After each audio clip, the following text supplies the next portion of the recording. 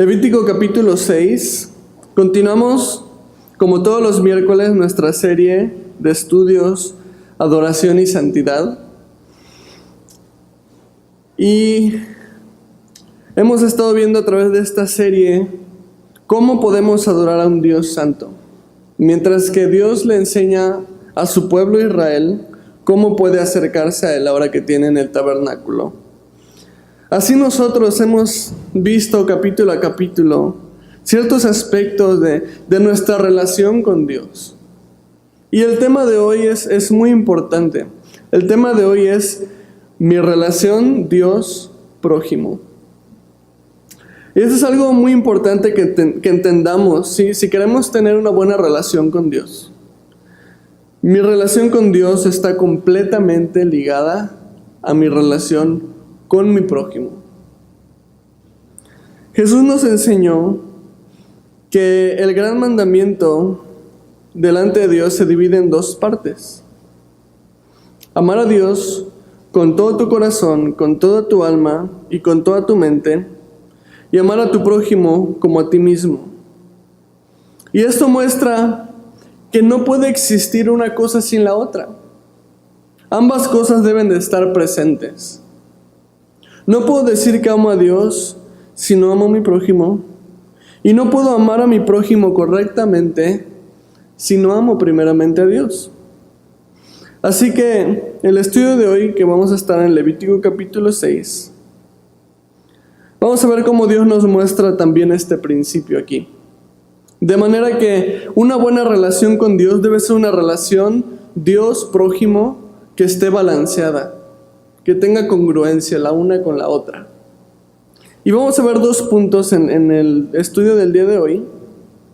El punto número 1 es mi amor al prójimo, y el punto número 2 es mi amor a Dios. Así que si estás ahí en Levítico 6, acompáñame a leer el versículo 1 y comenzar con el punto número 1 del estudio, que es mi amor al prójimo, ¿ok? Versículos 1 al 3 dice: Habló Jehová a Moisés diciendo: Cuando una persona pecare e hiciere prevaricación contra Jehová, y negare a su prójimo lo encomendado o dejado en su mano, o bien robare o calumniare a su prójimo, o habiendo hallado lo perdido después lo negare, y jurare en falso, en alguna de todas aquellas cosas en que suele pecar el hombre. Aquí vemos que Moisés todavía continúa recibiendo instrucciones por parte de Dios.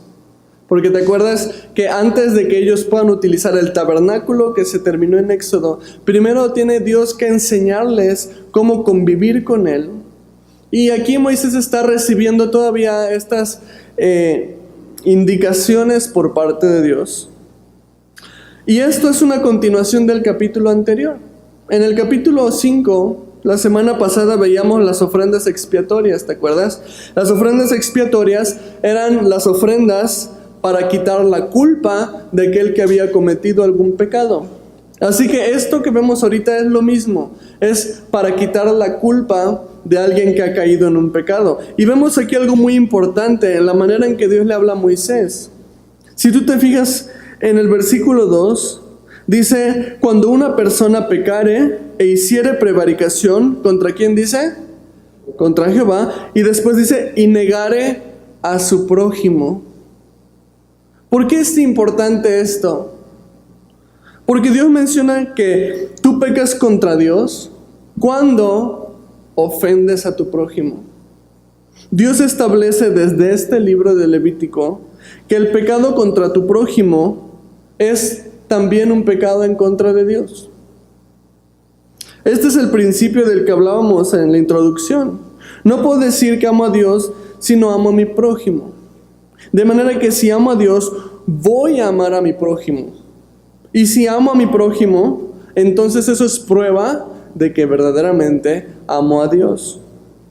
Pero, si como dice aquí el versículo 2, si ofendo a mi prójimo, he ofendido también a Dios. De manera que lo que Dios demanda de nosotros como creyentes es esa palabrita que al cristiano le cuesta tanto: congruencia. Ser congruentes. Santiago lo pone de esta manera, en Santiago 3:9. Hablando acerca de la lengua, dice: con ella bendecimos al Dios y Padre, y con ella maldecimos a los hombres que están hechos a semejanza de Dios. Esto es una buena manera de compararlo. No puedes bendecir a Dios y al mismo tiempo maldecir a aquel que está hecho a la imagen y semejanza de Dios.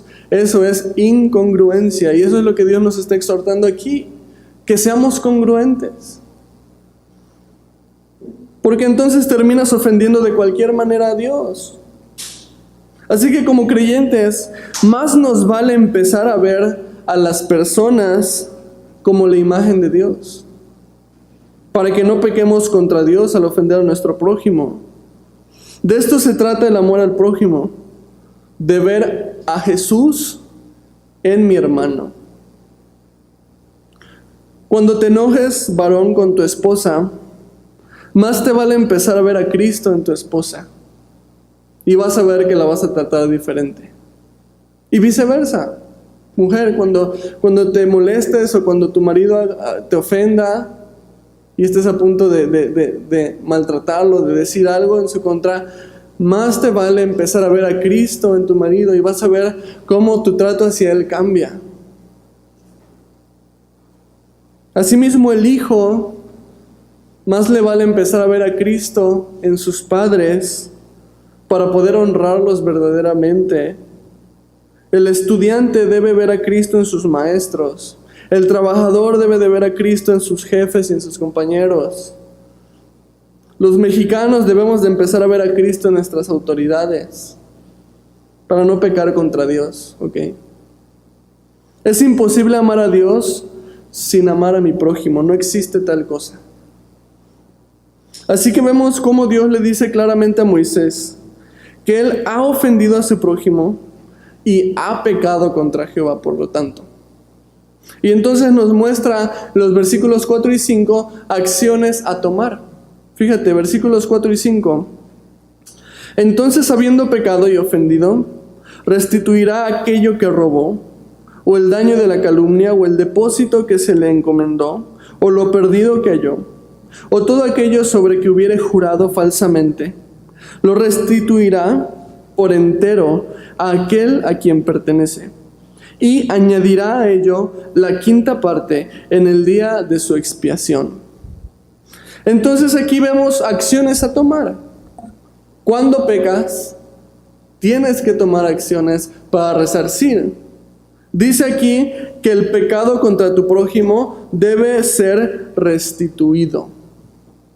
Esta palabra, restituir, que utiliza aquí en el original, tiene muchísimos significados, pero utilizado en este contexto, los más importantes son retractarse, recompensar, recuperar, sanar, restaurar, regresar y revertir. Un chorro de res. Es importante eso, saber retractarte con tu prójimo, saber recompensar a tu prójimo después de que lo ofendiste, recuperar su confianza, sanar las heridas que hayas causado, restaurar tu relación con tu prójimo, regresar a las antiguas obras y revertir el daño. O sea, todo esto que estamos viendo en esta palabra restituir, tiene la idea no solamente de que pidas perdón, sino que debes de enmendar el daño que ocasionaste. Y es importante como creyentes que comprendamos que estamos llamados a pedir perdón a Dios por nuestros pecados, a pedirle perdón a nuestro prójimo por nuestras ofensas, pero también a enmendar, a recompensar, a sanar, a revertir nuestras acciones. No basta con pedir perdón, necesitamos tomar decisiones al respecto. Y es increíble lo específico que es Dios al describir los pecados, y son pecados súper comunes. Lo que Dios pedía aquí, primero era devolver lo robado. En el caso de que sea un robo, si robaste tienes que devolverlo. En caso de que haya sido un chisme lo que ofendiste, dice aquí que tienes que restaurar el daño de esa calumnia. Si fue un préstamo de dinero, dice aquí que debes de devolver el dinero, devolver el depósito, dice ahí. O devolver lo perdido si es que te encontraste algo que no era tuyo, tienes que devolverlo, dice aquí.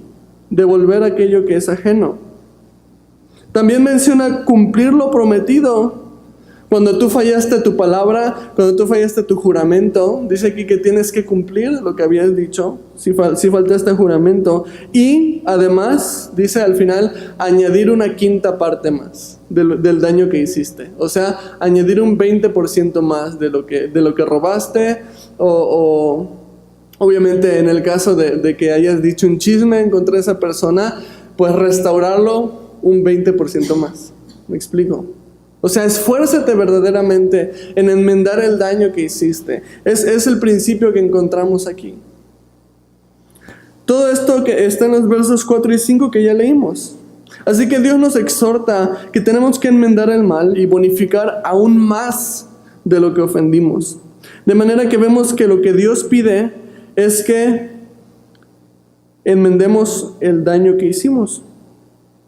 Así que esto debe ser una exhortación para que examinemos nuestro caminar. Para que en este momento nos pongamos a pensar. ¿Qué persona se ha ofendido?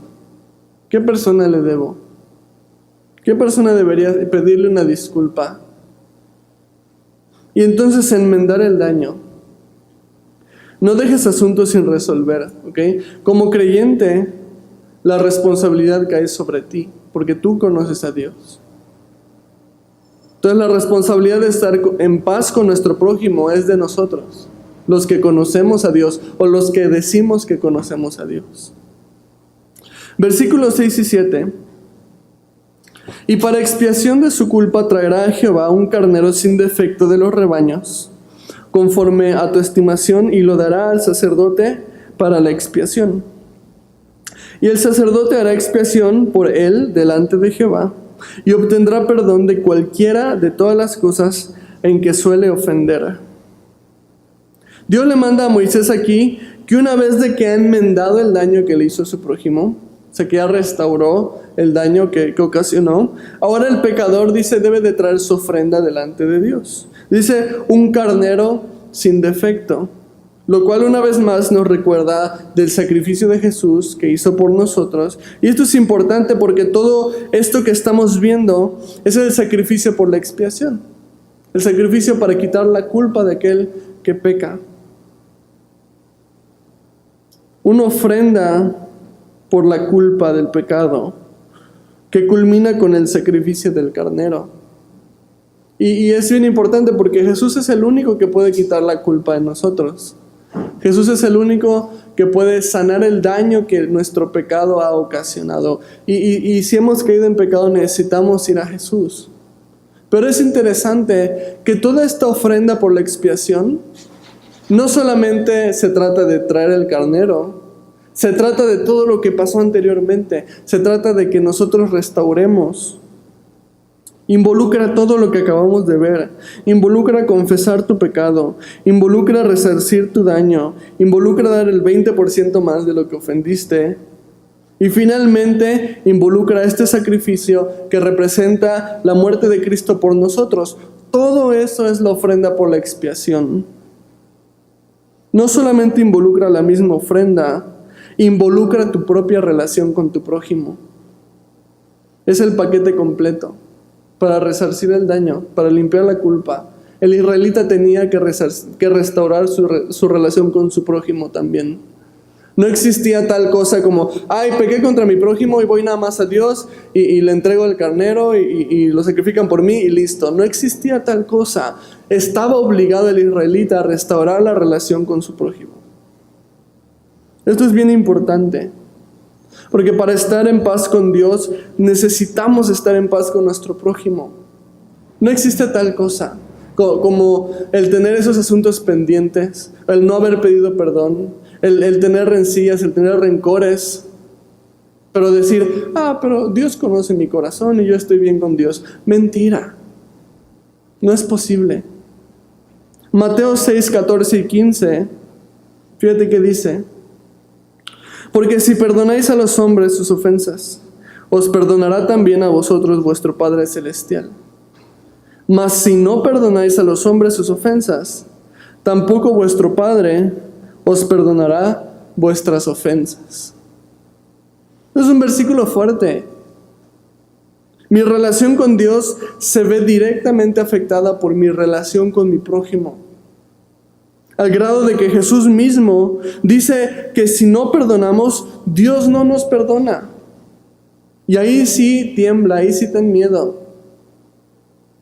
¿Sabes? Esta no es la única parte en la que la Biblia nos enseña que nuestra relación con Dios se ve afectada por nuestra comunión con nuestro prójimo también. Primera de Pedro 3:7, y esto, ojo, cuidado maridos, dice: vosotros maridos igualmente, vivid con ellas sabiamente, dando honor a la mujer como vaso más frágil y como a coherederas de la gracia de la vida, para que vuestras oraciones no tengan estorbo. O sea que sí es posible que yo como varón esté orando y mi oración esté rebotando en el techo nada más, porque no estoy honrando a mi esposa. Así de fuerte es. Si yo no honro a mi esposa, no puedo tener una buena relación personal con Dios. Aquellas personas que se hacen pasar por espirituales, pero que deshonran sus hogares, deshonran a sus familias, se están engañando a sí mismas. Mi vida de oración se ve directamente afectada con mi relación con mi familia. Y podríamos seguir viendo pasajes que nos hablan acerca de cómo mi relación con mi prójimo termina afectando también mi relación con Dios. Pero el punto de todo es que debemos dejar de engañarnos y empezar a vivir realmente, empezar a ser reales. Si amo a Dios, tengo que amar a la gente. Si ofendo a la gente, ofendo también a Dios. Para reconciliarme con Dios, tengo también que reconciliarme con mi hermano. Si no me reconcilio con mi hermano, no estoy reconciliado con Dios. Ojo, si quiero el perdón de Dios, debo aprender a perdonar a mi prójimo. La clave para una buena relación con Dios es estar en paz con los hombres. Ahora vamos a pasar al punto número 2 de la enseñanza, que es mi amor a Dios. Que ya vimos nuestra relación con nuestro prójimo, estar en paz con nuestro prójimo, resarcir el daño que hemos hecho, perdonar al que no hemos perdonado. Pero ahora vamos a ver nuestra relación con Dios. Y si bien la clave para tener una buena relación con Dios es tener una buena relación con tu prójimo, el principio también se aplica de manera inversa. La clave para una buena relación con tu prójimo es tener una buena relación con Dios. Y lo que vamos a ver en este segundo punto del estudio es cómo reconciliarme correctamente con Dios. Cómo relacionarme correctamente con Dios. Lo que vamos a leer a continuación, en los siguientes versículos, son especificaciones acerca de las leyes de las ofrendas. ¿Te acuerdas que hemos visto desde el principio varios tipos de ofrendas? Hemos visto los holocaustos, que son ofrendas de consagración y de adoración. Hemos visto las oblaciones, que son ofrendas de primicias y de grano. Y esto nos habla acerca del agradecimiento, de darle lo mejor a Dios. Hemos visto también las ofrendas por el pecado y las ofrendas de expiación que estamos viendo ahorita, que son ofrendas para quitar la culpa cuando un pecador cae en pecado. En fin, todas esas ofrendas que hemos visto con anterioridad, aquí en los versículos 8 en adelante, desde el 8 hasta el 30, vamos a ver otra vez esas mismas ofrendas, pero vienen especificaciones acerca de esas ofrendas. Es decir, un poco más detallado, cosas que no se habían dicho antes. Y estas cosas que vamos a ver, estas especificaciones, nos hablan hoy en día en áreas dentro de nuestra relación con Dios. Nos enseñan a relacionarnos con Dios. Entonces, la primera ofrenda es los holocaustos. Fíjate, versículos 8 al 12. Habló aún Jehová a Moisés diciendo: Manda a Aarón y a sus hijos, y diles, esta es la ley del holocausto. El holocausto estará sobre el fuego encendido sobre el altar toda la noche hasta la mañana. El fuego del altar arderá en él. Y el sacerdote se pondrá su vestidura de lino y vestirá calzoncillos de lino sobre su cuerpo. Y cuando el fuego hubiere consumido el holocausto, apartará él las cenizas de sobre el altar y las pondrá junto al altar. Después se quitará sus vestiduras y se pondrá otras ropas. Y sacará las cenizas fuera del campamento a un lugar limpio. Y el fuego encendido sobre el altar no se apagará, sino que el sacerdote pondrá en él leña cada mañana y acomodará el holocausto sobre él y quemará sobre él las grosuras de los sacrificios de paz. El fuego arderá continuamente en el altar, no se apagará. Entonces todo esto son especificaciones acerca de los holocaustos. Los holocaustos son ofrendas de adoración a Dios, son olor fragante delante de Dios. Son ofrendas que se consumen por completo. Y la especificación que se da aquí de esta ofrenda es que el fuego del holocausto nunca se apagaría. Era la labor del sacerdote mantener ese fuego siempre ardiendo. Ese fuego nunca debía de apagarse.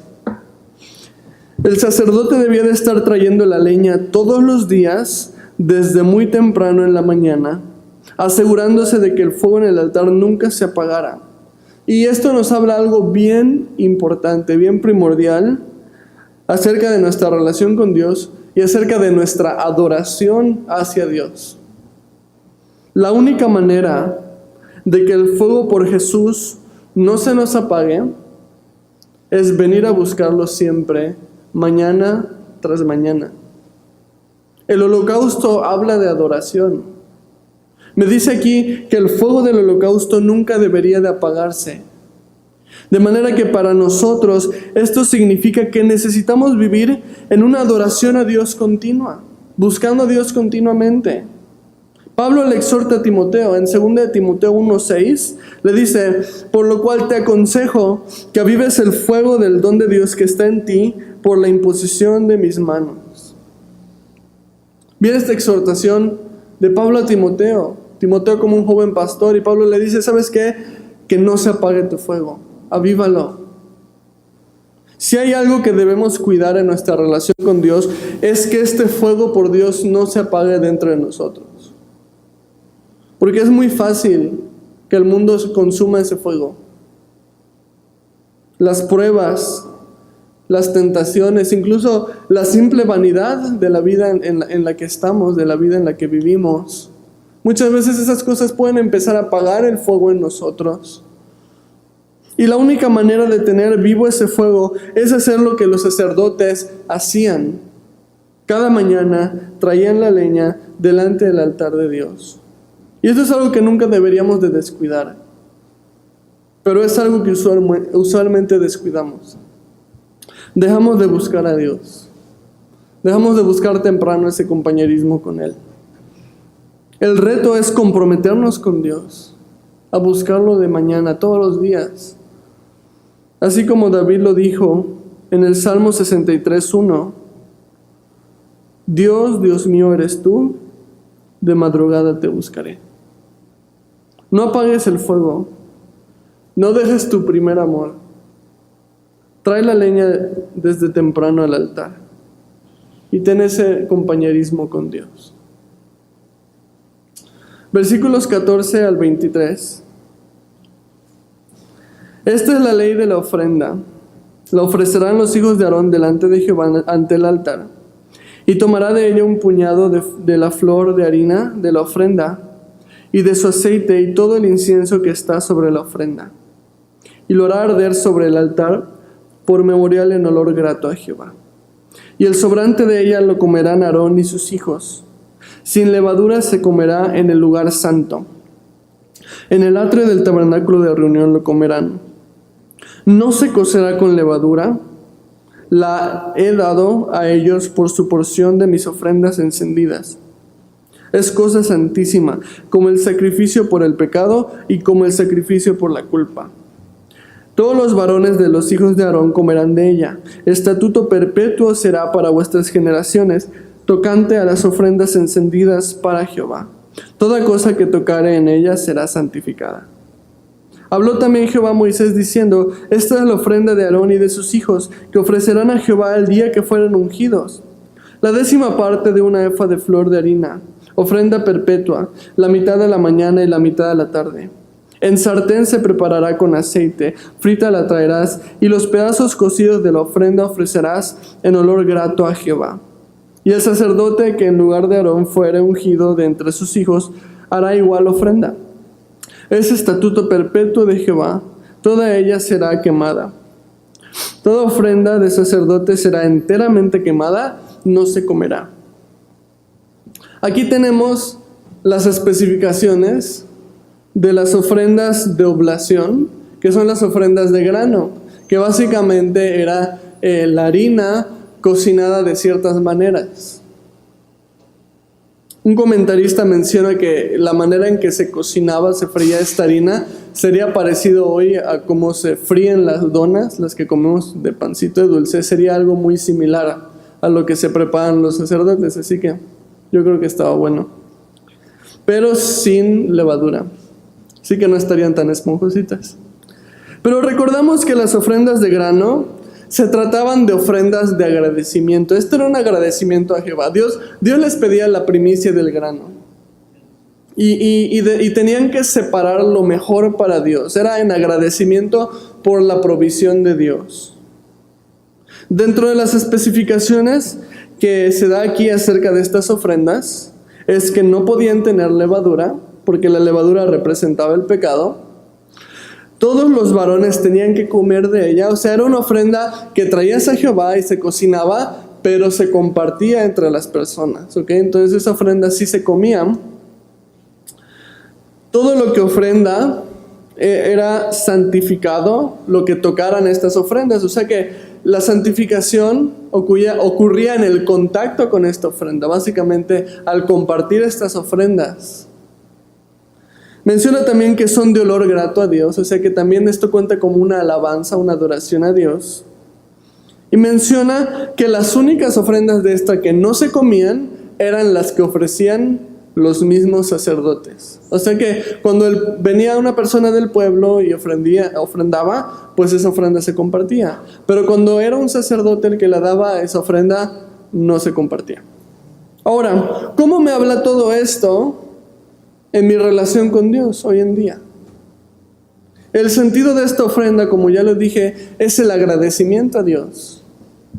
Es agradecimiento por su provisión, es agradecimiento por su bondad. Así que nos habla acerca de vivir en un constante agradecimiento para Dios. Y esta parte es súper importante en nuestra relación personal con Dios. Primera de Tesalonicenses 5:18 dice: dad gracias en todo, porque esta es la voluntad de Dios para con vosotros en Cristo Jesús. Una buena relación con Dios debe de incluir el agradecimiento a Dios, el vivir agradecido con Dios. Y aquí en Primera de Tesalonicenses dice que hay que dar gracias ¿en qué? En todo. Piensa lo que implica la palabra todo. Implica desde lo más sencillo, respirar. ¿Cuántas veces le das gracias a Dios porque puedes respirar? Tener un nuevo día, tener comida, que el sol salga. O sea, empieza de las cosas más sencillas, pero también involucra las cosas más complicadas de agradecer. Problemas económicos, enfermedades, tribulaciones en general, pruebas, cosas que por lo general no damos gracias. Al contrario, normalmente pedimos que Dios se las lleve, que Dios la quite.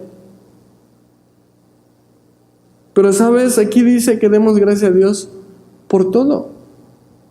La única manera de agradecer a Dios por lo malo, Porque normalmente si alguien agradece a Dios, ay Dios, gracias porque me enfermé de gripa, normalmente las personas pensarían que esa persona está loca, ¿no? Pero ¿cómo es posible que una persona agradezca también por lo malo? Cuando una persona alcanza a comprender que Dios permitió eso para bendecirlo de otra manera, para bendecirte aún más. Piensa en Job. Job es el ejemplo más claro. Job lo perdió todo, absolutamente todo.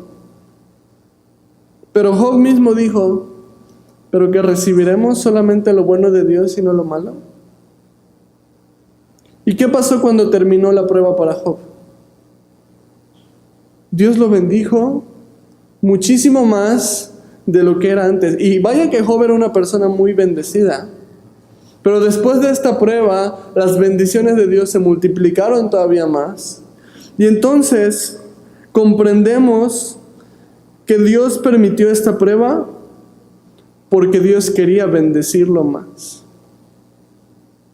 Y cuando tú alcanzas a comprender esto sobre tu propia vida, entonces podemos agradecer a Dios aún por las pruebas, porque sabemos que Dios está formando algo, está trabajando en algo.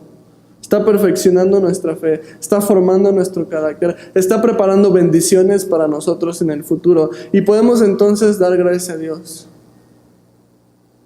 Dios establece, a través de estas ofrendas que estamos viendo de grano,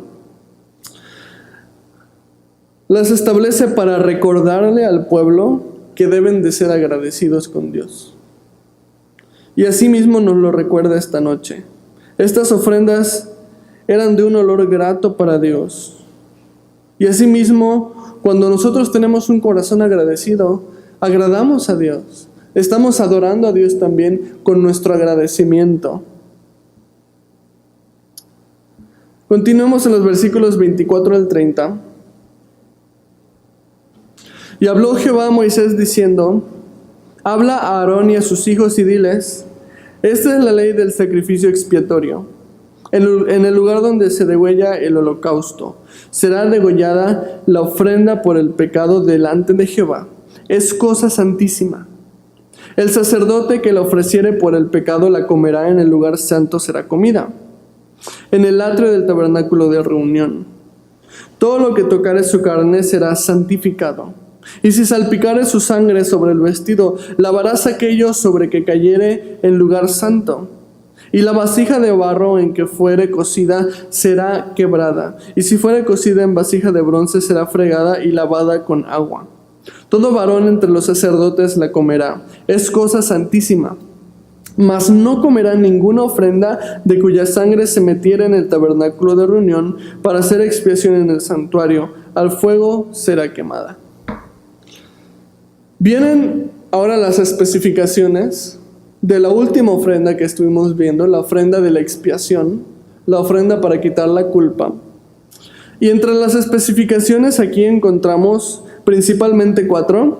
Vemos que esta ofrenda se hace en el mismo lugar del holocausto. El holocausto es la adoración a Dios y la expiación es la ofrenda para quitar la culpa. Las dos se hacen en el mismo lugar y lo especifica aquí, y yo creo que es importante. El mismo lugar en donde adoramos a Dios es el mismo lugar donde Dios quita nuestra culpa, quita nuestro pecado. ¿Sabes qué me encanta de Jesús? Que Jesús siempre invitó al pecador a acercarse confiadamente a Él, a adorarle. Esa fue la invitación que Jesús le hizo a la mujer samaritana. Enseñarle que ella puede acercarse a adorar en espíritu y en verdad. Y eso es hermoso de nuestro Señor. Dios invita al pecador a adorarle. Y vemos aquí esta especificación. El mismo lugar del holocausto es el mismo lugar de la expiación.